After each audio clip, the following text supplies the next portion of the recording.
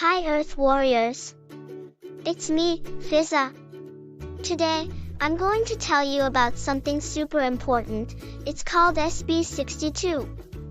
SB62 stands for the 62nd session of the Subsidiary Bodies under the UNFCCC, that's the United Nations Framework Convention on Climate Change.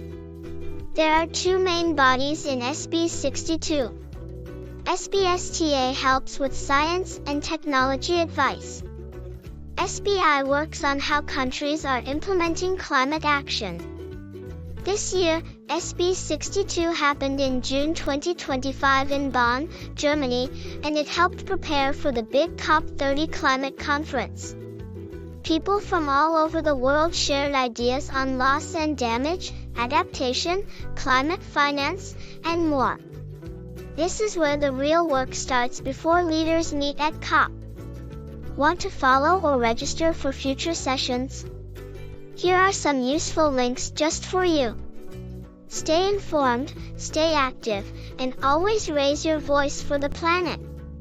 Visit earthwarriorz.org to learn more.